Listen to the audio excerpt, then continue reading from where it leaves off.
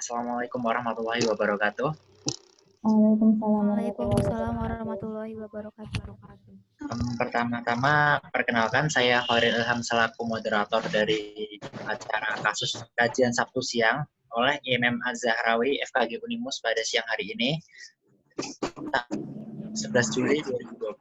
Pertama-tama saya akan membagikan urutan acara pada siang hari ini.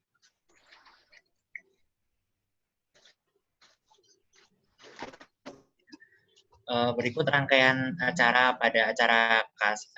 dalam acara kajian online kasus PKMM Az-Zahrawi.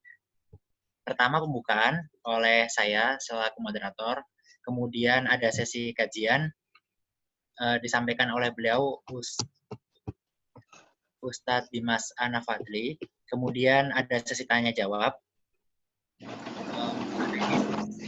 Dengan teknis pembahasan materi dilakukan satu per satu sesuai dengan pertanyaan dari peserta. Kemudian peserta dapat memberikan pertanyaan di kolom chat pada aplikasi Zoom Meeting. Dan akhir penutup. Oke.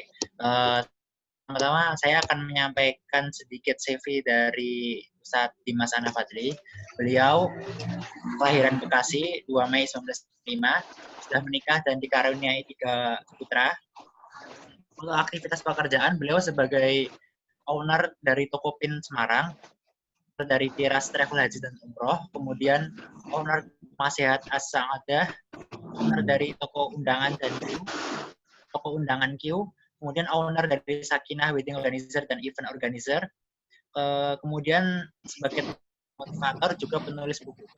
Kemudian aktivitas dakwah beliau sebagai Dewan Pembina 1 Bank Infak Khairunisa, Ketua Umum BKPRMI atau Badan Komunikasi Pemuda Remaja Masjid Indonesia untuk Provinsi Jawa Tengah, kemudian pengurus Hadul Mubalighir Jawa Tengah, pengasuh klinik tingkat Kota Semarang, founder Volunteer of Madani atau FOM, founder Sahabat Ngaji Semarang, pembina LTQ atau Lembaga Tahfidz Quran Madani Kota Semarang, pengasuh Indonesia Tanpa Pacaran Kota Semarang, Ketua Majelis Sekolah SDIT Bina Amal 01, anggota dari Jam'iyatun Waliyin atau Jamu Kota Semarang.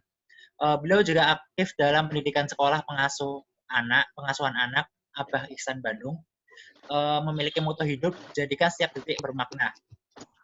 Kita juga bisa mengikuti aktivitas harian beliau di akun Instagram beliau di @dimas.anafadli. Sekian CV dari beliau. Kemudian untuk berjalannya untuk sesi materi dan sesi kajian, saya persilakan Ustadz Dimas.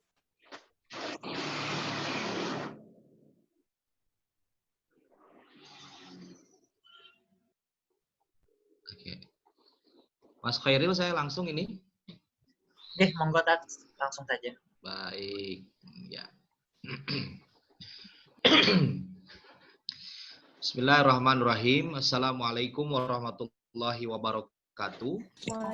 Waalaikumsalam warahmatullahi wabarakatuh. Innal hamdalillah nahmaduhu wa nasta'inuhu wa nastaghfiruh wa na'udzu billahi min syururi anfusina wa min sayyiati a'malina may yahdihillahu fala mudhillalah wa may yudlilhu fala hadiyalah. Asyhadu an la ilaha illallah wahdahu la syarikalah wa asyhadu anna Muhammadan abduhu wa rasuluh. Allahumma sholli ala sayyidina Muhammad wa ala ali sayyidina Muhammad. Qala Allah ta'ala fil kitabil karim, a'udzu billahi minasyaitonir rajim. Bismillahirrahmanirrahim. Ya ayyuhalladzina amanu taqullaha haqqa tuqatih wa la tamutunna illa wa antum muslimun. Wa qala aidan Bismillahirrahmanirrahim. Inna a'tainakal kautsar fasholli li rabbika wanhar inna syani'aka huwal abtar. Alhamdulillah, bersyukur kepada Allah Subhanahu wa taala atas segala nikmat yang diberikan kepada kita, nikmat iman, nikmat Islam, nikmat sehat.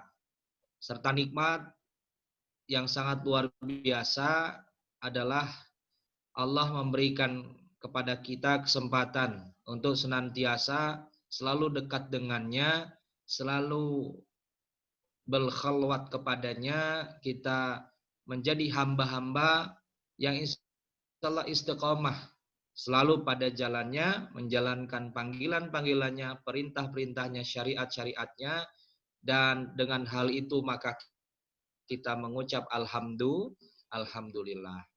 Salawat serta salam semoga selalu tercurah kepada junjungan Nabi besar kita Nabi Muhammad SAW, para ahli keluarga, para sahabat, dan semoga kita semua yang ada di grup ini menjadi catatan umat Rasulullah yang nanti di yaumul akhir akan mendapatkan syafaat. Amin ya rabbal alamin. Baik, langsung saja. Tak kenal maka ta'aruf, tapi udah diawali tadi ya, data saya sudah.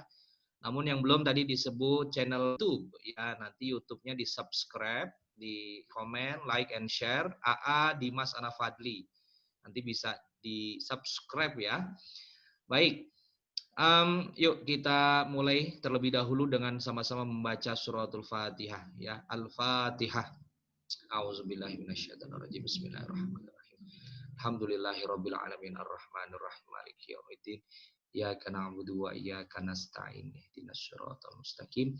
Siratal ladzina an'amta 'alaihim ghairil maghdubi 'alaihim waladdallin. Amin ya rabbal alamin. Baik, alhamdulillah.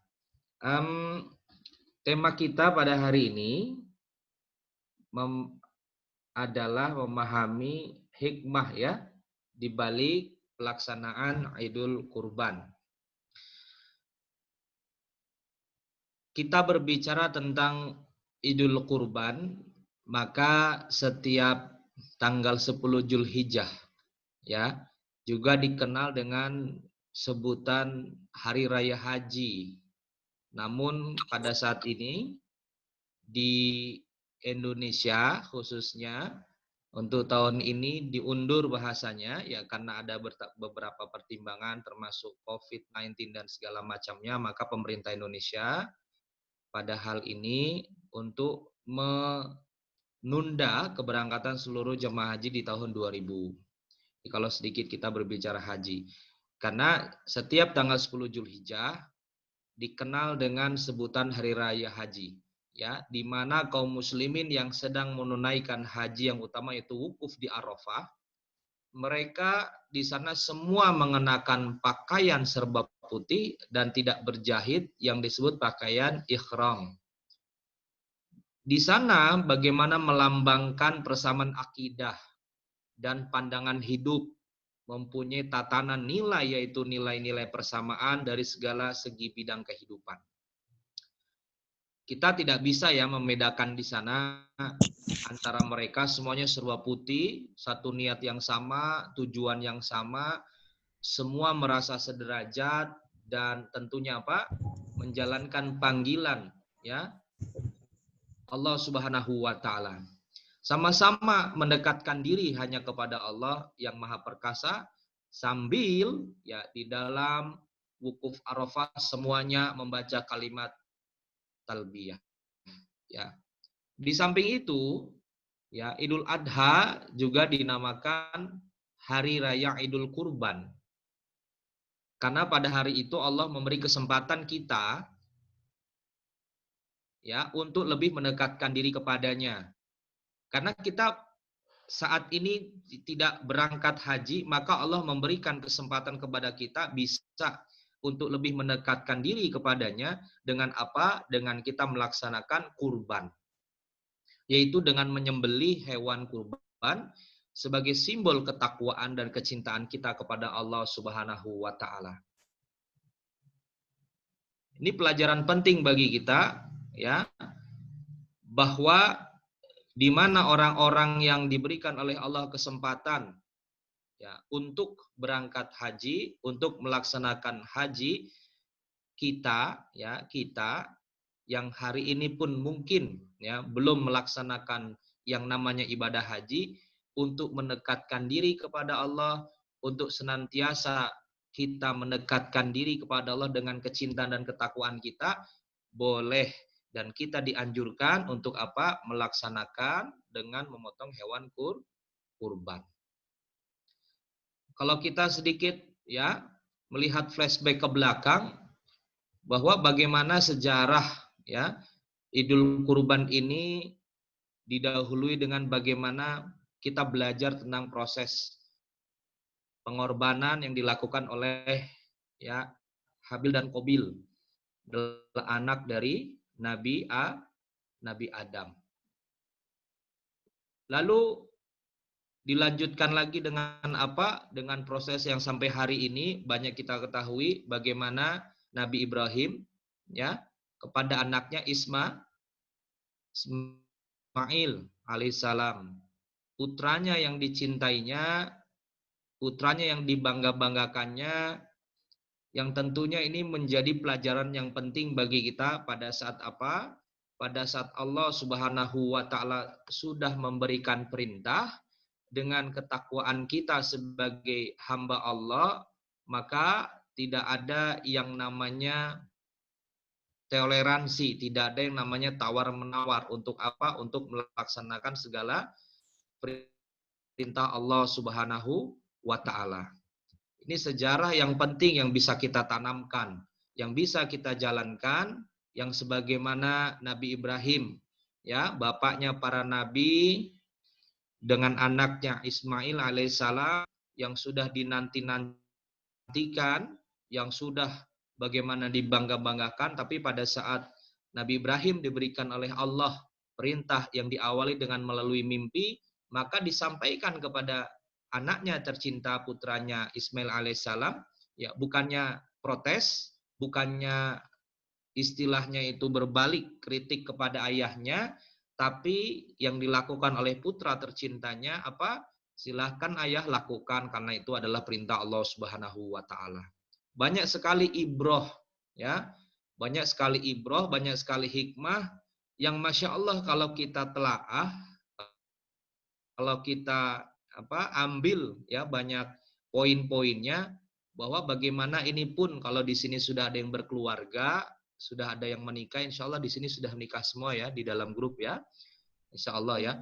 Bagaimana pelajaran tentang parenting ya, seorang ayah yang menjadi imam keluarga, yang menjadi kebanggaan istri dan anak-anaknya, sehingga bisa mencetak generasi yang seperti Ismail alaihissalam, yang takwa, yang taat, yang cinta kepada Allah, cinta sama orang tuanya, mahabbahnya luar biasa, memuliakan orang tuanya, dan senantiasa apa yang Allah perintahkan dilakukan. Ini korelasinya mana pelajaran yang kita bisa ambil bukan hanya proses kurbannya, tapi ada proses untuk bagaimana kita belajar tentang parenting, bagaimana seorang ayah ya imam keluarga untuk mendidik putranya atau mendidik keturunannya menjadi anak yang soleh dan soleha. Amin ya robbal alamin. Maka itu sedikit ya, sedikit sejarah yang bisa kami jelaskan ya. Maka iwafillah rahimakumullah, ada beberapa hikmah ya, ada beberapa hikmah yang bisa kita ambil ya di balik kita melaksanakan kurban. Ya. Di balik apalagi masa pandemi COVID-19 ini, tentunya banyak di setiap tempat yang berharap dan sangat mengharapkan uluran ya tangan dari kita orang-orang yang dermawan, terutama bentuknya adalah hewan kurban ya, karena mereka bisa dikatakan ya bisa jadi hanya setahun sekali mengkonsumsi daging sapi, hanya setahun sekali bisa mengkonsumsi kambing atau hewan kurban, dan siapa lagi kalau bukan kita yang senantiasa bersemangat untuk memberikan bentuk ketakwaan kita kepada Allah Subhanahu wa taala dengan berkurban. Efeknya banyak sekali di masa pandemi ini. Maka banyak termotivasi kita. Kemarin ada motivasi di atasnya sepeda Brompton, Brompton ya yang sekarang lagi heboh itu ya, sepeda mahal ya. Sepeda Brompton itu di atas 19 juta ya Mas Khairil ya kalau enggak salah ya, belasan juta lah ya. Istilahnya jangan sampai sepeda kita sepeda Brompton, tapi kita tidak bisa 30 juta itu bisa dapat satu sapi gemuk ya, sekitar 300-400 kilo. Kok hafal Ustaz ya? Saya juga jual sapi ya. Terus apalagi biasa kita punya harta, kita punya uang yang bisa dikatakan cukup atau kita bisa mencicil handphone. kita bisa mengangsur rumah, tapi kenapa dengan kurban sendiri kita tidak berusaha untuk untuk setiap tahun lah ya, minimal satu hewan kurban saja kita niatkan untuk tadi, untuk mencapai kecintaan dan keridhaan Allah Subhanahu wa taala. Bisa dilihat di surat Al-Hajj ya, ayat 37. Ya, ini motivasi kepada kita ya, semuanya, yang muda, yang tua ya, pokoknya muslim, ini motivasi kepada kita untuk apa? Untuk bagaimana menjadikan momentum kurban ini bukan hanya momentum yang sekali lewat saja, tapi benar-benar kita lalui dengan mengharap ridho cinta dari Allah Subhanahu wa taala. Surat Al-Hajj ya, ayat 37. Di sana berbunyi, a'udzubillahi minasyaitonirrajim, bismillahirrahmanirrahim. Layyana lallaha luhumuha wala dima'uha walakiyana luhut taqwa. Ya, taqwa minkum. Adalah artinya daging-daging unta dan darahnya itu sekali-kali tidak dapat mencapai keridhaan Allah, tetapi ketakwaan dari kamulah yang mencapainya. Maksudnya apa?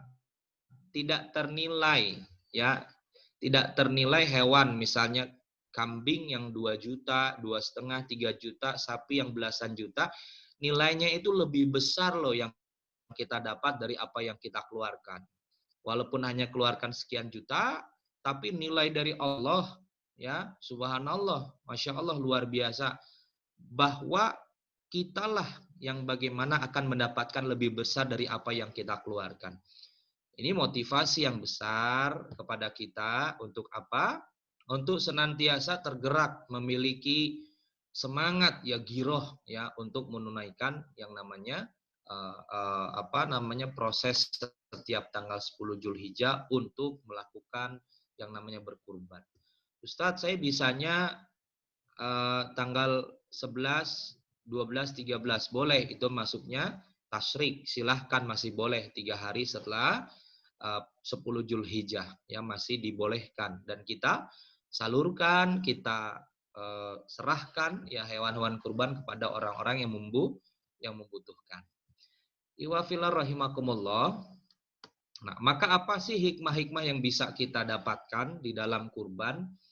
Yang pertama adalah pada saat kita berkurban ya. Baik. Nih. Sana. Pada saat kita berkurban, yang pertama adalah pada saat kita berkurban sesungguhnya kita melakukan rangka untuk bersyukur kepada Allah Subhanahu wa taala atas nikmat kehidupan yang Allah berikan kepada kita. Bahwa dalam rangka apa? Dalam rangka syukur, kita sudah diberikan kesempatan bernafas, kita sudah diberikan oleh Allah hidup yang luar biasa, bagaimana kondisi badan ini sesuai dengan apa yang bagaimana Allah berikan kesehatannya, segala macamnya, maka ini bentuk syukur. Belum lagi kita berbicara harta ya, ada syukur bil lisan ya, bagaimana kita bersyukur dengan lisan, terus kita syukur bil qalbu ya, dengan hati kita bersyukur untuk menguatkan tekad ya, bagaimana lebih terus ya senantiasa meyakini dengan keimanan ya Allah Subhanahu wa taala, pada Allah Subhanahu wa taala. Yang ketiga adalah syukur bil hal. Adalah syukur kita dengan melakukan segala aktivitas, dan itu bagian dari ibadah. Termasuk apa? Syukur bil hal dengan harta kita, yaitu kita berkurban. Kalau harganya nih, kita berbicara ekonomi ya, harganya misalnya 3 juta kambing. Ya, contoh 3 juta. Lalu kalau dibagi 12 bulan berapa tuh 3 juta? Ada 100.000 berapa? 200.000, 300.000 ya, kurang lebih ya. 300.000 misalnya. Berarti itu kan sebenarnya tidak terasa kalau 300.000 kita punya celengan atau kita punya tabungan, lalu pada saat 10 Zulhijjah ya kita tunaikan untuk berkurban. Kemarin ada loh kisah inspiratif yang saya dapat di daerah Jawa Timur. Itu ada seorang ibu yang profesinya sebagai, kalau orang bilang astronot, tapi astronotnya di bumi. Apa astronot bumi? Dia pemulung. kan suka astronot bawa itu ya, belakangnya keranjang ya, terus kayak bawa ujungnya tajam, terus diambil botol mineral ya, apa jalan-jalan luar biasa. Dia profesinya sebagai apa? Sebagai pemulung yang kita lihat mengambil barang-barang bekas, plastik dan barang-barang olahan kardus dan sebagainya. Tapi apa yang terjadi? Ya, hampir setiap tahun ibu ini dengan rasa syukurnya ya menyerahkan uang 10 juta ke panitia masjid untuk membeli sapi. 10 juta loh. Dan ternyata beliau itu setiap tahun katanya, setiap tahun berkurban ya. Lalu pada saat ditanya apa sih motivasinya Ibu? Ya, saya mengungkapkan rasa syukur saya. Ternyata si ibu ini juga rajin datang ke majelis taklim. Pada saat lihat di YouTube juga maaf sekali bajunya apa ya pakaiannya lah dibandingkan yang di grup ini, masya Allah jauh lebih bersyukur kita, jauh lebih bagus kita. Ya Robani, ya Zoya, ya lebih bagus kita lah. Ya ibu ini bajunya bahasanya ya baju yang tidak layak lah karena dia harus memulung segala macam. Tapi nilai baiknya adalah orang yang demikian rasa syukurnya sangat tinggi kepada Allah Subhanahu wa taala. Yaitu apa? Bersyukur dia dengan waktu yang diberikan, umur yang diberikan, harta yang diberikan, kesehatannya, mengumpulkan uang sejumlah 10 juta rupiah untuk berkurban. Ya, apalagi kita yang Allah berikan apa? Allah berikan banyak nikmat, lebih layak ya, dan senantiasa harus kita tunaikan untuk apa? Untuk mendekatkan diri kita dengan kecintaan, ketakwaan kepada Allah Subhanahu wa taala. Lalu itu yang pertama ya. Maka kalau di dalam Quran surah Ibrahim ya di apa di sana sering kita dengar ayat yang ini memotivasi kita untuk banyak bersyukur. Bismillahirrahmanirrahim. La in syakartum la azidannakum wa la in kafartum inna azabi lasyadid. Ya. Jika kita bersyukur atas nikmat Allah ya, maka apa? Maka Allah akan berikan ya, berikan lipat gandakan ya harta atau bentuk nikmat tadi kita syukur, kita balas untuk apa? Untuk menjadikan kita hamba-hamba yang bertakwa. Bentuk syukurnya apa? Kita balas dengan kebaikan, kita balas dengan harta kita sedekah, kita balas dengan berzikir, kita balas dengan melakukan kegiatan-kegiatan kebaikan ya, bahwa Allah akan melipat gandakan. Tapi ingat di ayat terakhirnya ya inna adzabi lasyadid ya. Kalau kita tidak bersyukur kufur atas nikmat Allah, ingat azab Allah sangat pedih. Maka ini merupakan bagian motivasi bagi kita. Yang pertama tadi kurban dilakukan dalam rangka bersyukur kepada Allah Subhanahu wa taala ya. Jadi bukannya apa hartanya saja yang kita pikirkan, tapi kebaikannya, tapi nilai-nilai besarnya pada saat kita berkurban kita akan dapatkan dari apa? Pahalanya dari banyak bulunya yang berada di dewan kurban tersebut. Ya, sebelum apa sudah pernah Mbak Syafrina menghitung bulu kambing? Belum ya? Nah, disitulah setiap helai bulu itu bernilai kebaikan, bernilai pahala bagi orang-orang yang berkurban. Masya Allah ya. Lalu ada seorang jamaah yang pernah hanya kalau kita lihat kehidupannya pun bahasannya masih beruntung kita. Lalu ditanya, Mbak, kenapa setiap tahun benar-benar sih ingin banget berkurban begitu? Lalu dia katakan, Ibu, Bapak, AA, kenapa saya motivasi berkurban? Karena dengan berkurban, setelah berkurban ini banyak mimpi-mimpi saya yang insya Allah akan terkabul. Maksudnya apa? Ternyata ada keinginan besar, ketaatan, ketakwaan, kecintaan tadi ya akan membuahkan kebaikan setelah berkurban. Ini bukannya berharap sesuatu, bukan. Tetap niatnya kepada Allah, tapi pasti dengan apa? La in syakartum la azidannakum tadi ya, bahwa Allah akan pasti memberikan kebaikan setelah kita melakukan pengorbanan yang namanya berkurban.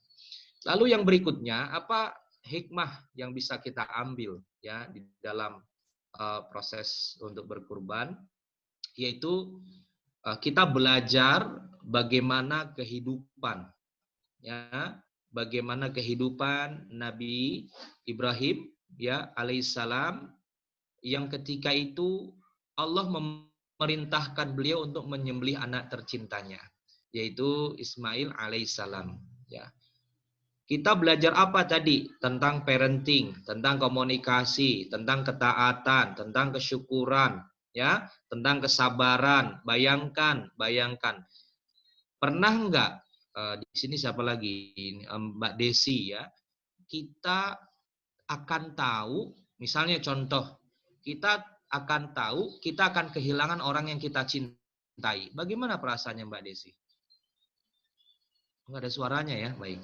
Jadi kalau kita tahu nih, kita akan kehilangan orang yang kita cintai, pasti perasaannya ya baper sekali, ya sedih, aduh aku akan kehilangan si dia, maksudnya dia ini keluarga ya, bukan orang lain. Maksudnya orang yang kita cintai ya.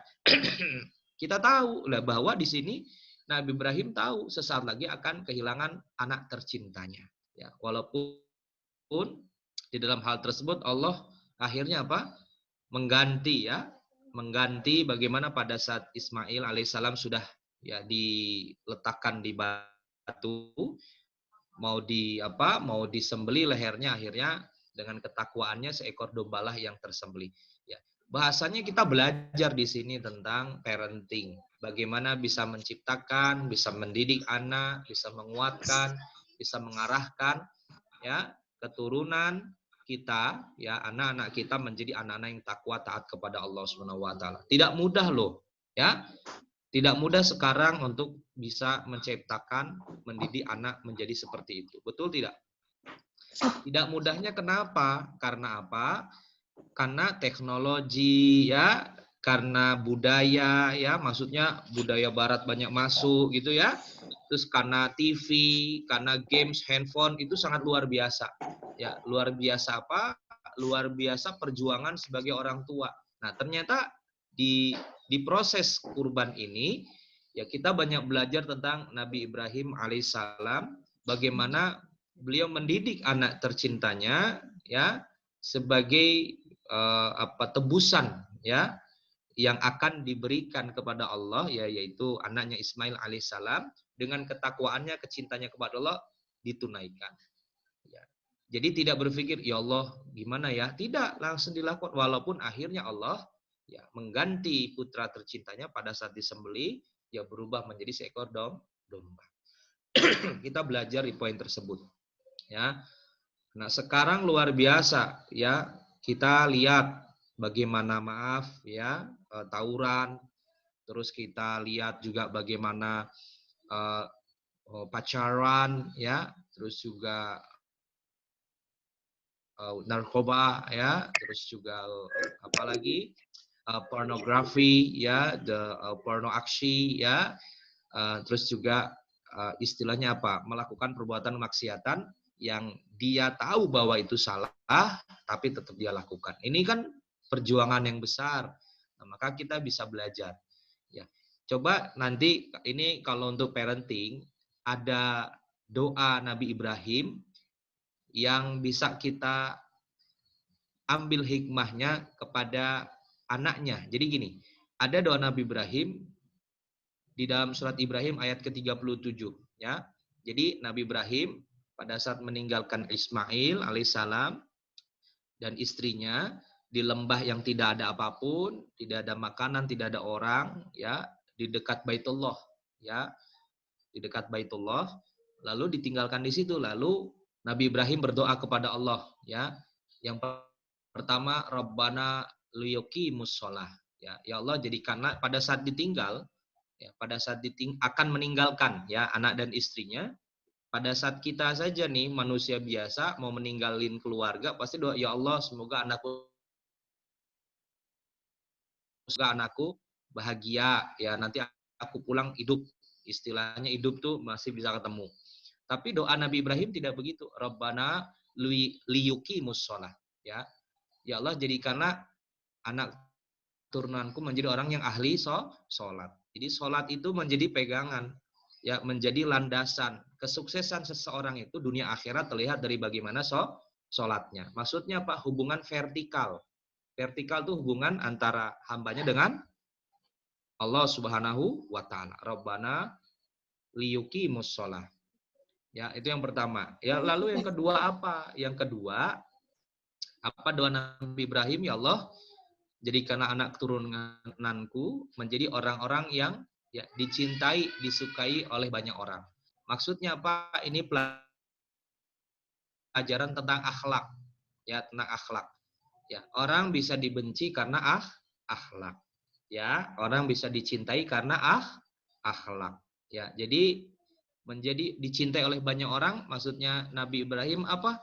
Maksudnya semoga ya anak keturunanku menjadi orang yang banyak dicintai, ya, dicintai oleh banyak orang. Karena apa ya? Karena kemuliaan akhlaknya. Karena kemuliaan akhlaknya yang apa? Yang dicerminkan dari bagaimana keturunan-keturunan Nabi Ibrahim alaihissalam. Ya, lalu yang ketiga apa? Yang ketiga, Nabi Ibrahim berdoa kepada Allah, semoga ya anak keturunanku menjadi orang-orang yang bersyukur. Ya, walaupun di situ disebutkan buah-buahan dan segala macam, tapi maknanya adalah menjadi anak atau orang yang bersyukur kepada Allah Subhanahu wa taala, ya. Itu kita belajar di poin kedua. Lalu apa yang ketiga adalah bagaimana yang ketiga kita bisa mengambil hikmah di dalam proses berkurban agar setiap mukmin kita nih ya mengingat bagaimana kesabaran Nabi Ibrahim alaihissalam yang apa? Yang membuahkan ketaatan kepada Allah dan kecintaannya kepada Allah lebih dari anaknya sendiri, lebih dari dirinya sendiri. Ya. Jadi ini belajar sabar, ya, stok sabar, ya. Kita belajar dari apa? Kesabaran Nabi Ibrahim alaihissalam. Bagaimana anaknya yang diarep-arep, ya, diarep-arep, ya, cukup lama tidak memiliki anak, akhirnya punya anak. Setelah anaknya lagi, kalau orang Sunda bilang teh lagi kita seneng-senengin gitu anaknya. Lalu di saat itu apa? Di saat itu Allah memerintahkan untuk dikorbankan dengan disembelih. Akhirnya apa? Yang terlihat tadi kita belajar syukur kepada Allah, yang kedua belajar sabar, ya. Karena sabar itu terbagi menjadi beberapa. Satu, sabar dalam menjalani perintah Allah Subhanahu wa taala, ya, sabar dalam menjalani perintah Allah. Dua, ya, sabar dalam menjalankan ibadah-ibadah kepada Allah Subhanahu wa taala, ya. Tiga, sabar dalam meninggalkan kemaksiatan, ya, karena pada saat kita meninggalkan kemaksiatan pun butuh kesabaran, sehingga apa yang kita jalankan ya insya Allah istiqomah. Empat, sabar dalam ya menjalani ujian dari Allah Subhanahu wa taala. Maka kita belajar kesabaran di sini. Bagaimana kita seorang mukmin ya kalau mengingat kisah ini seharusnya kita mencontoh banyak dalam bersabar ketika melakukan ketaatan yang saya sampaikan tadi, sabar dalam ketaatan kepada Allah. Dan seharusnya kita senantiasa mendahulukan kecintaan kepada Allah daripada hawa nafsu dan syahwatnya. Ya, jadi ini penting ya karena bila kita mendahulukan Allah, maka Allah akan mendahulukan kita. Jika kita berjalan kepada Allah, maka Allah akan berlari kepada kita. Jika kita berlari kepada Allah, Allah akan senantiasa cepat untuk berada di dekat kita. Maksudnya apa? Pada saat kita berlari saja, ya terus ya kepada Allah kita meningkatkan ibadah, kita meningkatkan ya ketaatan, ketakwaan kepada Allah, maka Allah semakin cepat memberikan kepada kita apa yang kita butuhkan, apa yang kita inginkan, dan Allah akan memberikan apa? Memberikan baik lahir dan batin kita ini bahagia. Ya karena apa? Kita sudah menjalankan apa yang Allah perintahkan dan kita menjauhi apa yang Allah larang. Lalu yang keempat, apa hikmah yang bisa kita ambil? Yang keempat adalah kita bisa mengambil hikmahnya, ibadah kurban itu lebih baik daripada bersedekah dengan uang yang senilai dengan hewan kurban. Jadi, Masya Allah, kita punya uang 2 juta, kita bisa beli 1 kambing. Di luar kurban, di luar Idul Kurban atau 10 Zulhijjah, Kita bersedekah dengan nilai yang sama 2 juta. Ternyata apa yang terjadi? Nilainya lebih besar daripada bersedekah dengan uang yang senil dengan hewan kurban. Di luar itu dengan kita berkurban 2 juta, lebih luar biasa nilainya pada saat kita berkurban. Satu. Yang kedua, pada saat kita hari itu berkurban pun, ya, dengan senilai 2 juta pun, nilai apa? Nilai pahala kebaikan yang Allah berikan itu juga lebih besar dari uang yang kita keluarkan. Ya, nanti boleh saya kirim ke panitia. Saya ada program patungan kurban, ya, dan dihadiahkan ke teman-teman membutuhkan. Ustadz, saya belum bisa full nih 2 juta, saya cuma ada 200.000. Boleh nggak Ustadz belajar kurban? Boleh. Ya, belajar kurban. Maksudnya apa? Dengan harapan dengan kita sudah niat di tahun ini dengan 200.000, 300.000 dihimpun dan menjadi kambing atau menjadi sapi, ya dengan kita berkurban. Seperti dulu ya Mbak Syarafina dulu di sekolah pernah ya, di SD SMP itu, yo satu sekolah iuran 7.500, betul ya Mbak ya? Jadi satu sekolah itu ada 500 orang terkumpul dapat satu sapi. Senengnya kan luar biasa. Padahal sumbangannya hanya sekian ribu. Lah itu belajar kurban. Akhirnya terngiang-ngiang, teringat dengan memori yang kuat bahwa kita pernah berkurban. Walaupun itu statusnya baru belajar. Akhirnya sejarah itu tidak bisa hilang. Akhirnya kita memiliki keinginan untuk apa? Untuk senantiasa terus berkurban. Ya, Ibnul Qayyim rahimahullah berkata, penyembelihan yang dilakukan pada waktu mulia lebih afdol daripada sedekah senilai penyembelihan tersebut. Oleh karena itu nih bagi kita catatan, jika seseorang bersedekah untuk mengganti kewajiban, ya, penyembelihan, ya, di luar itu, maka walaupun nilainya sama atau lebih besar, ya, pada saat kita berkurban di tanggal 10 Zulhijjah, bisa juga dengan 11, 12, 13 masuk dari hari tasyrik tersebut. Ya, ini motivasi pada kita. Lalu yang kelima apa hikmahnya? Yang terakhir adalah kurban yang kita lakukan, ya, bentuk bagaimana kita untuk meraih ketakwaan kepada Allah Subhanahu wa taala, ya. Bentuk kita untuk bagaimana meraih ketakwaan kita kepada Allah Subhanahu wa taala. Bisa dilihat tadi dalam Quran surah Al-Hajj, ya. Bagaimana Allah Subhanahu wa taala berfirman, ya, bagaimana yang kita lakukan dengan kurban sesungguhnya untuk bagaimana meraih keikhlasan dan ketakwaan dari Allah Subhanahu wa taala, ya. Bismillahirrahmanirrahim. Layyana lallaha luhumuha wala dima'uha walakiyana luhut taqwa minkum. Yang artinya, sadaqallahul azim, yang artinya daging-daging unta dan darahnya itu sekali-kali tidak dapat mencapai keridhaan Allah, tetapi ketakwaan dari kamulah yang dapat mencapainya. Maka ini salah satu bentuk akselerasi, ya, bagaimana percepatan kita untuk mendapatkan ketakwaan kepada Allah Subhanahu wa taala, ya. Yang terakhir saya akan sampaikan nih bagaimana, ya, syarat kita untuk berkurban, ya. Penting ini kita ketahui, ya. Pertama, syaratnya adalah muslim, ya. Kurban karena kita nih pada saat berkurban adalah salah satu cara untuk mendekatkan diri kepada Allah Subhanahu wa taala. Maka syarat pertama yaitu muslim. Syarat kedua, mampu. Perintah berkurban lebih dianjurkan kepada umat muslim yang mampu secara finansial untuk menyembelih hewan kurban. Seorang muslim dianggap mampu berkurban jika telah menyelesaikan, ya, segala kewajiban nafkah terhadap keluarganya. Dan ini yang menjadi catatan juga, mampu ini kan sifatnya variatif, ya, orang yang menganggap mampu.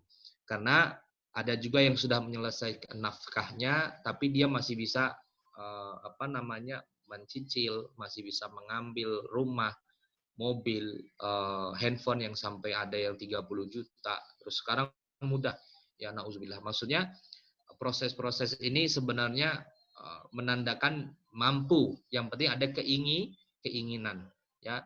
bukan mampu tidak mampu bahasanya, tapi mau atau tidak mau. Sesungguhnya kita kalau ringan, kita punya celengan, ya kita ikhtiar. Bismillah ya, tahun ini kita ikhtiar sapi. Sebenarnya bisa aja kalau apa? Kalau kita memiliki keinginan nabung nggak terasa sehari 5.000, 2.000, celengin. Nanti kalaupun memang mendekati tanggal 10 Zulhijjah kita lihat, oh kurangnya 1 juta. Kan tidak berat sebenarnya. Kembali kepada personalnya itu masing-masing. Berikutnya adalah balik dan berakal. Ya, ini syarat. Karena ibadah kurban ditunjukkan untuk orang dewasa yang berakal sehat. Maka orang belum balik dan tidak berakal tidak dibebani berkurban. Tapi ada sebagian orang tua yang akhirnya apa? Yang akhirnya memasukkan nama anaknya ya untuk berkurban. Sapi kan 7 ya, nama suami ya, istri ya, anaknya misalnya 5, pas tuh dimasukin semua. Untuk apa? Orang tuanya berkurban ya di atas nama anaknya untuk memberikan pelajaran kepada anaknya ya, dan memang saat itu sudah mampu untuk 1 sapi misalnya. Ya, atau kita punya 7 saudara kita punya 7 bersaudara, patungan. Apalagi yang sudah maisyah. Biasanya dengan nilai misalnya 3 juta kambing, ya hanya dapat 10 sampai 15 kantong, ya itu hewan kurbannya dibagikan ke masyarakat. Dengan 3 juta dikali 7 atau 21 juta, itu bisa dapat 150 kilo. 150 kilo itu bisa dapat ya cukup banyak. Misalnya kalau hanya 7 saja tadi ya 10 kali 7 70 kantong. Tapi 150 kilo kalau 1 kiloan bisa dapat berapa? 100 sampai 150 bungkus. Manfaatnya pun lebih besar. Ya, maka ini bisa ya kita kuatkan tekad kita untuk apa? Untuk kita bisa berkurban ya di tahun-tahun ke depan. Ya. Jadi penting sekali ya, yang kita harus ketahui bahwa pada saat kita berkurban sesungguhnya untuk mengejar, untuk mendapatkan ketakwaan, kecintaan dari Allah Subhanahu wa taala, bukan yang lain. Ya. Maka harta yang sudah diberikan oleh Allah 1 tahun kemarin, umur yang sudah Allah berikan, kehidupan yang Allah berikan, ya bahasa bentuk syukur kita kepada Allah, kita persembahkan hewan kurban ini untuk mendapatkan ketakwaan kepada Allah Subhanahu wa taala, dan insya Allah ini menjadi kebaikan bagi kita, bagi keluarga kita, dan tentunya dalam masa pandemi Covid ini sangat membantu, meringankan, dan banyak orang-orang yang mengharapkan ya, mengharapkan apa? Mengharapkan uluran tangan dari kita melalui hewan-hewan kurban kita ya. Kemarin Pak Wakil Gubernur Jawa Tengah juga saya lihat di IG-nya kalau tidak salah, atau ada salah satu lembaga amil zakat itu misalnya ada yang modelnya kurban tapi karena jauh ya di pelosok, terus udah dipotong terus dikemas gitu. Ada lagi sekarang yang lebih ekonomis misalnya, lebih efektif, akhirnya dikemas tuh jadi 1 kaleng. Tapi secara nilai, secara manfaat, dan dari segi yang lain-lainnya sudah diperhatikan. Yang jelas syarat-syarat pada saat berkurban dari hewannya ya, syarat pengurbannya ya, terus juga kondisi fisik dari hewan kurbannya itu sudah melalui proses tahap yang sangat ketat ya. Saya rasa itu penjelasan tentang hikmah di balik kurban ada 5. Yang pertama, kurban dilakukan dalam rangka rasa syukur kepada Allah Subhanahu wa taala. Yang kedua adalah bagaimana dengan kita berkurban, kita senantiasa menghidupkan ajaran Nabi Ibrahim ya alaihissalam untuk bagaimana memerintahkan beliau ya anaknya yang akan disembelih. Ini kita belajar ya ajaran tentang apa? Tentang mendidik anak, tentang menguatkan serta bisa menjalankan perintah Allah dengan ketakwaan yang setinggi-tingginya. Ketiga, kita belajar tentang kesabaran, bagaimana Nabi Ibrahim alaihissalam yang ini membuahkan ketaatan kepada Allah, kecintaannya kepada Allah lebih dari dirinya sendiri dan dari keluarganya. Yang keempat, kita belajar tentang ibadah kurban. Sesungguhnya lebih baik bersedekah ya dengan uang yang senilai dengan hewan kurban ya. Jadi ibadah kurban lebih baik daripada bersedekah dengan uang yang senilai dengan hewan kurban tersebut. Yang kelima, yang terakhir ya, adalah pada saat kita berkurban sesungguhnya untuk meraih ketakwaan kita kepada Allah Subhanahu wa taala. Ya, ini 5 hal ini untuk menjadi motivasi kepada kita ya yang masih mahasiswa ya, yang masih berproses, mungkin yang masih punya usaha baru belajar ataupun masih merintis, jangan lupa ya kita boleh melakukan syukur bil hal dengan harta kita, dengan kemampuan kita untuk apa? Untuk kita melakukan kurban di tahun atau di bulan Zulhijjah ini ya, tanggal 10 kita melakukan ya, 11, 12, 13 bisa juga kita tunaikan ya. Insyaallah mudah-mudahan manfaat, semangat terus memberikan kemanfaatan, memberikan kebaikan, dan kita senantiasa belajar dari banyak hal. Kejadian seperti ini pun pandemi COVID-19 bukan berarti kita jadi mengurungkan niat kita untuk berkurban. Ya, kita apa? Kita tunaikan, kita berikan, dan kita kalaupun punya daerah sasaran kita serahkan kepada tempat-tempat yang membutuhkan. Ya, insya Allah. Terima kasih banyak. Saya kembalikan lagi ke host kita ya. Terima kasih. Wassalamualaikum warahmatullahi wabarakatuh. Waalaikumsalam warahmatullahi wabarakatuh. Jazakallah khair Ustadz Dimas. Ya, kemudian untuk sesi berikutnya adalah sesi tanya jawab. Silakan untuk audiens apabila ada pertanyaan bisa menuliskan pada kolom chat.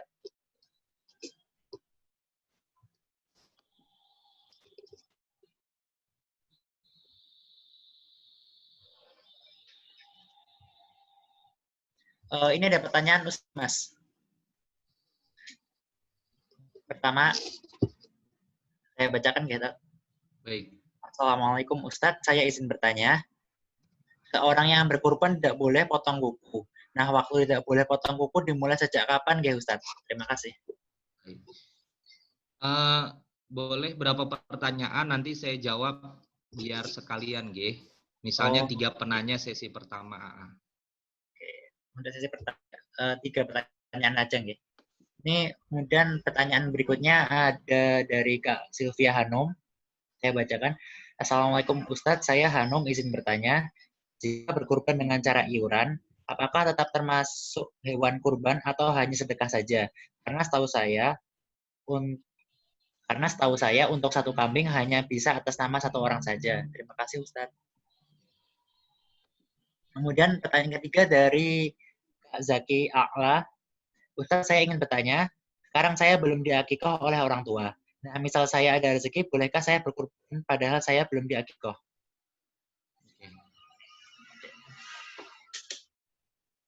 Silakan Ustadz. Baik. Yang pertama apa? Yang pertama tadi? Yang pertama tadi mengenai waktu dilarangnya potong kuku. Apa?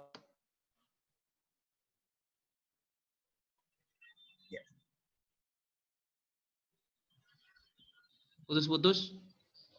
Yang pertama tadi untuk waktu larangan potong kuku apabila berkurban. Oh iya.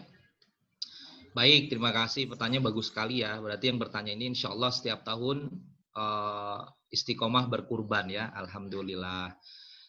Untuk potong kuku, berkaitan dengan itu, para ulama mazhab fikih berbeda pendapat ya tentang hukum memotong kuku, terus rambut bagi orang yang hendak berkurban begitu ya.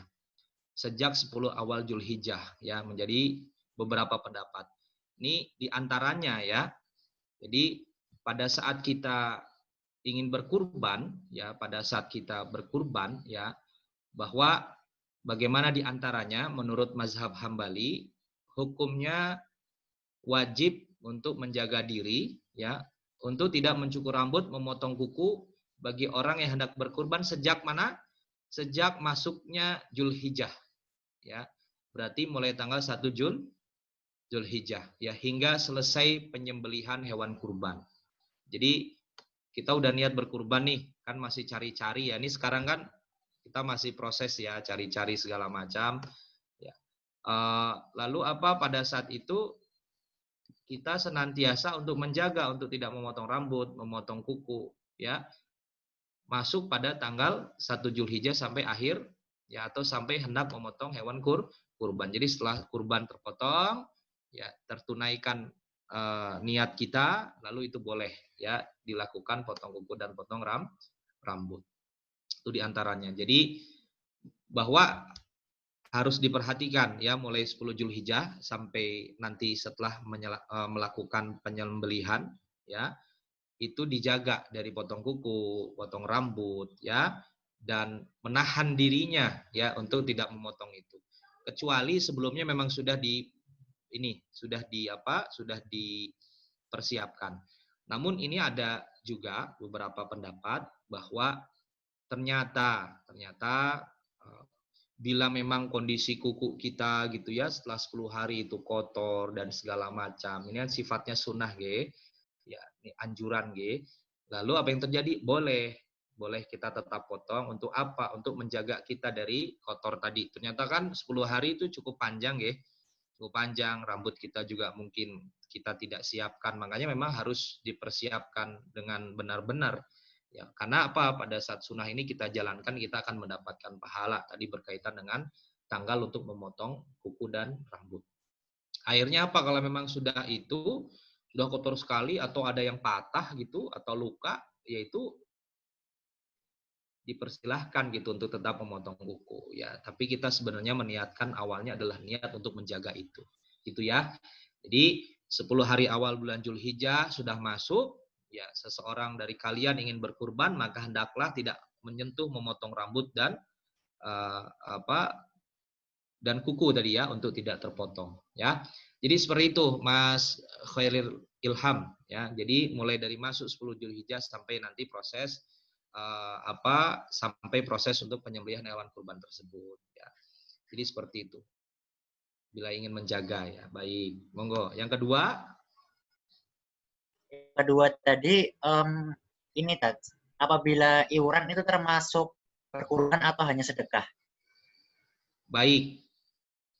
Pada saat kita iuran ini kan tadi kan ada syarat ya, syarat kita untuk berkurban. 1 mampu ya, 1 muslim ya, 2 mampu, 3 berakal ya.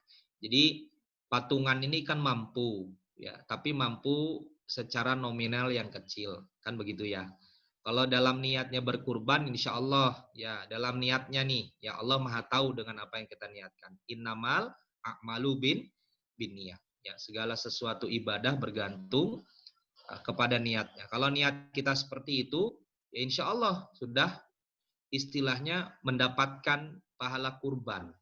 Ya, pahala. Tapi berapa pahalanya? Wallahu a'lam. Tetapi dari nominal yang kita lakukan ini kita baru sifatnya belajar. Ya, baru belajar. Ya, belajar untuk berkurban.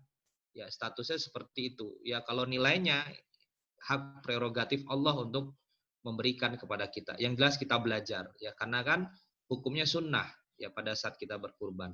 Ya, bahwa ini proses yang baik ya, karena sudah dilakukan dari SD ya, SMP, SMA, waktu kita sekolah itu sudah ada iuran. Ya, iuran untuk berkurban ya 10.000, 20.000, 30.000 ada pilihan ya. Kita pilih yang mana, kan begitu. Lalu kita pilih yang paling besar 30.000. Akhirnya dihimpun satu sekolah dapat 1 sapi. Sesungguhnya itu ya, bagian dari kebaikan ya. Bentuknya adalah kita sudah berusaha untuk menunaikan berkurban, tapi statusnya ini pembelajaran ya. Nilainya Allah yang akan membalas kepada kita. Yang jelas niat kita adalah ibadah. Niat kita pada saat melakukan itu adalah salah satu bentuk kita untuk mengejar ketakwaan dan menunaikan syariat Allah Subhanahu wa taala. Jadi boleh ya, dibolehkan ya. Walaupun nilainya berapa, yang jelas Allah yang memiliki memiliki ketentuan, tapi kita melaksanakan dengan cara apapun sesuai dengan kemampuan kita. Karena ada juga ya di dalam lembaga atau di dalam sekolah ataupun di keluarga sendiri, itu ada yang akhirnya harus patungan karena ingin menunaikan kurban. Apa yang dia bisa dia lakukan. Gitu nggih. Jadi boleh dipersilahkan. Tapi kalau kita mampu lebih baik, itu sangat lebih baik. Lebih baik kita beli kambing misalnya harga 2,5 juta, kita beli dengan hasil kita sendiri, kita beli bismillahirrahmanirrahim, kita kurbankan. Itu jauh lebih besar, lebih lebih kita akan mendapatkan kebaikan balasan dari Allah Subhanahu wa taala. Karena apa? Ya kita sudah berusaha untuk memberikan atau menyisihkan harta kita untuk diberikan di jalan Allah Subhanahu wa taala. Ya, karena 2, 3 itu yang dinilai bukan uangnya, tapi bentuk ketakwaan kita, kecintaan kita kepada Allah Subhanahu wa taala. Gitu Mas Khairil. Insyaallah semoga menjelaskan. Ada lagi nih Ustaz. Sebelum lanjut ke pertanyaan ketiga, ini ada tambahan. Kurban sapi kan bisa iuran hingga 7 orang. Maka itu Ya. akad membeli dan menyembelihnya juga disebutkan 7 orang itu, Tat.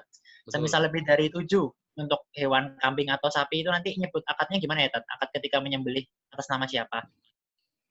Ya sebenarnya untuk kurban itu, kambing itu kan 1 nggih. Iya. Nah, terus sapi itu 7. Ya, terus ada yang mau kurban. Ya, terus di dalam kurban itu 7 atau 8, yaitu teknis ya, tapi yang jelas secara ketentuan itu sapi itu 7. Ternyata di dalam 7 tersebut gitu nggih. Bagaimana caranya boleh mengatasnamakan kepala keluarganya. Misalnya saya berkurban, ya istri saya berkurban, ya terus di dalam kurban tersebut boleh mengatasnamakan kepala keluarganya yang insya Allah akan mendapatkan juga pahala kepada keluarga dan keturunannya. Begitu. Lebih ahsannya. Tapi Ustadz saya ada rezeki lebih nih. Bisa nama istri, nama anak, semuanya bisa nama. Boleh dimasukkan semuanya nama-nama 7-nya dari satu sapi itu memang 7 orang. Ya, saya misalnya anak saya 3, ya, terus saya sama istri 5, terus ada adik saya sama anak asuh saya 7 pas. Terus kurban 1 sapi boleh, ya atas nama masing-masing boleh, ya silahkan. Itu bila rezekinya tadi satu mampu dalam arti kita memang mampu untuk membeli sapi. Lalu Ustadz nggak dikasih nama juga boleh nggak? Boleh. Allah Maha tahu. Itu kan nama itu hanya teknis saja gitu nggih. Kadang butuh dokumentasi ya, butuh dipublikasi ya, misalnya kita nyerahin kemana ke tempat yang membutuhkan untuk untuk dokumentasi atau pertanggungjawabannya dibutuhkan foto, nama keluarga besar, misalnya Dimas Ana Fadli. Sebenarnya tidak pakai itu juga tidak masalah. Atas nama apa? Hamba Allah, Allah Maha tahu, misalnya begitu. Boleh juga begitu ya. Tapi memang ini bagian dari tradisi yang ada, kebiasaan pakai nama akhirnya ya, nama fulan. Fulan kepala keluarga misalnya di Mas Fadli dan keluarga itu boleh ya. Itu insya Allah. Begitu. Oke, terima kasih Ustaz. Ya. Kemudian pertanyaan ketiga tadi. Baik. Misal ada seorang pemuda sudah ya. mubalik, sudah muslim, mubalik dan sudah mampu, tapi pemuda ini belum diakikoh ketika masa kecil. Maka mana yang lebih didahulukan, Tat? Berkurbannya ketika 10 Zulhijjah atau mengakikohi dirinya sendiri, Tat? Baik. Sebenarnya akikoh itu kewajiban atau yang harus ditunaikan sebenarnya oleh orang tuanya, bukan dirinya. Yang harus mengakikohkan itu siapa? Orang tuanya. Ya, jadi orang tuanya yang mengakikoh. Saya mengakikohkan orang tua saya. Saya mengakikohkan anak-anak saya. Kan begitu nggih? Karena apa? Masih tergadai bahasanya. Ya tunaikan dengan akikoh. Ya dicukur dan hasil dari rambutnya itu dinilai dengan dengan timbangan dan berapa gram nilai dari timbangan itu dalam bentuk emas kita sedekahkan bentuk uang atau emas ke tempat-tempat yang membutuhkan. Seperti itu yang memang mengakikahkan itu adalah kewajiban dari orang tua. Statusnya masih tergadai. Ustadz, tapi saya udah punya rizki nih. Ya, untuk akikoh diri saya dulu atau berkurban? Karena momentum kurban itu hanya setahun sekali. Tanggal berapa? 10 Zulhijjah, 11, 12, 13 ya. Ya, itu bisa kita lakukan kurban. Ya, kalau untuk akikoh tidak ada batasan waktunya. Kan begitu nggih? Lalu Ustadz gimana? Boleh nggak saya tunaikan berkurban dulu? Ya sangat dianjurkan karena sudah mampu. Ya, sambil ya intinya ini kalau bahas akikoh lagi ya, misalnya Ustadz tapi orang tua saya nggak mampu. Bagaimana nih saya kondisinya sekarang? Ya boleh misalnya udah pokoknya tunaikan kurban dulu nih di Zulhijjah ini kan begitu nggih. Lalu pas berikutnya diniatkan boleh bismillah ya Allah bila saya ada rezeki gitu nggih. Ada rezeki karena kondisi orang tua saya sudah tidak mampu dalam tanda kutip ya. Biasanya ada seorang anak yang sudah bekerja, dia nitip, Bu, nitip ya, nih gaji saya sekian. Ini buat ibu, nih saya nabung. Kan gitu, nggih? Nabung sama orang tuanya. Tapi ada ngasih rizki ke orang tuanya. Tapi dalam tabungan ini ternyata pas di total 3 bulan udah 3 juta misalnya. Boleh nih Bu, sebenarnya buat ibu ini tabungan saya dan saya berharap ibu bisa mengakikohkan saya. Jadi gitu udah dikasih ke orang tua, akhirnya orang tua menghadiahkan itu untuk akikoh anaknya ya. Tapi secara kemampuan adalah kemampuan seorang ayah dan ibu atau orang tua untuk mengakikohkan anaknya. Gitu Mas Khairil. Insyaallah barakallah yang sudah niat pemuda lagi tadi bahasa pemuda ini kan masih milenial ya. Sudah ada kemampuan itu luar biasa bisa ditularkan tuh kepada teman-temannya untuk apa? Untuk bersemangat untuk berkurban ya. Amin Allahumma amin. Ini untuk pertanyaan terakhir Tat, juga untuk menutup sesi pertanyaan jawab ini karena sudah melebihi waktu ya Tat. Pertanyaan. Assalamualaikum Ustadz. Waalaikumsalam. Mau tanya fikih menyembelih karena hubungan ini apa ya? Ya intinya beliau ini juga sama pemuda laki-laki. Apalagi ini kan mendekati Zulhijjah. Jadi beliau ini tanya fikih berkurban Tas. Mungkin bila terlalu panjang jangan bisa menyampaikan poin-poin pentingnya saja yang mesti dan atau dilarang. Oke. Jadi kalau berbicara fikih ini sebenarnya ilmu yang memang harus benar-benar memahami tentang fikih ya. Makanya saya terus terang memang secara kafah untuk fikih kurban ini masih terus belajar ya, masih terus saya perdalam. Yang jelas bahwa tadi diantaranya saya sudah menyampaikan tentang keutamaan ya atau hikmah yang bisa kita dapatkan pada saat kita berkurban. Terus saya juga sudah menyampaikan hikmah ya, bagaimana hikmah ini menjadi penguat dan motivasi kita untuk melaksanakan kurban ya dengan secara kemampuan kita, secara syarat itu masuk fikih kan, syarat tadi ya, syarat berkurban. Ya, kalau fikih banyak, belum lagi syarat hewan yang dikurbankan itu kan juga masuk fikih ya, termasuk hewan ternak, ya sapi, unta, kambing, domba, ya cukup umur, ini masuk fikih banyak sekali. Ya kambing harus berusia 1 tahun atau lebih, ya kerbau minimal 2 tahun dan minimal unta 5 tahun. Ini kan fikih ya termasuk kondisi fisik yang prima, sehat, gemuk, tidak cacat. Ini masuk kepada yang hewan yang akan dikurbankan. Ya kalau kita muslim mampu balik dan berakal.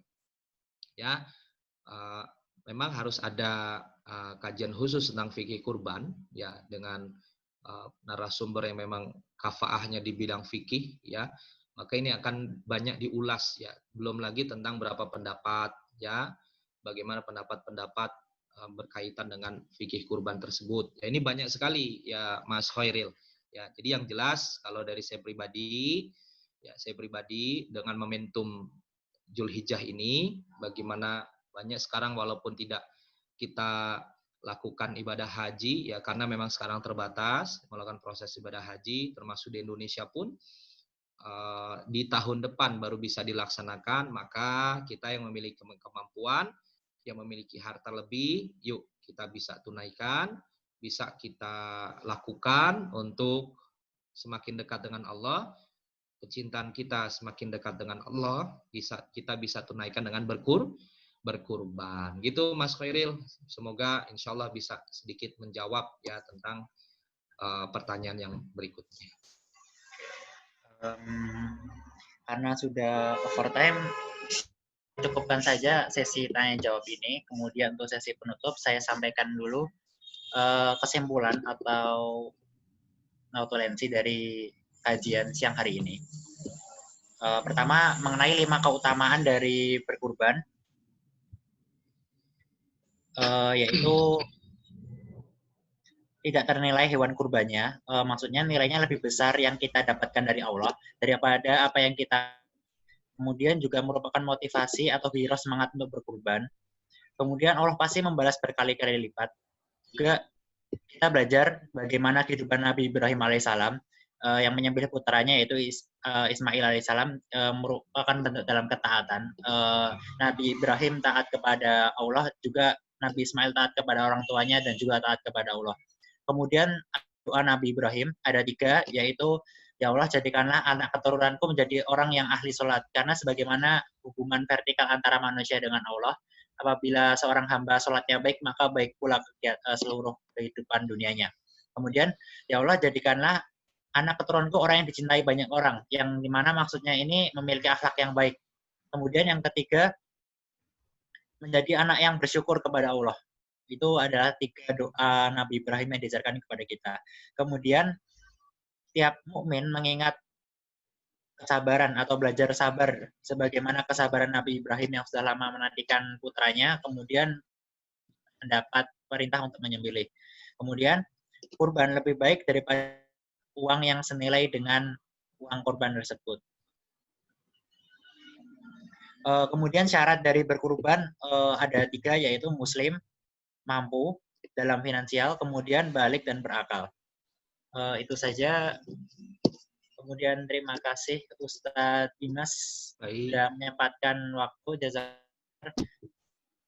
Kemudian juga kepada partisipan yang sudah menyempatkan hadir, jazakumullah khair. Juga kepada JM Jateng Muhammadiyah Radio yang nanti akan menyiarkan dari kajian siang hari ini, juga IMM Azharawi yang sudah menjalankan kegiatan siang hari ini. Sudah, itu saja saya cukupkan.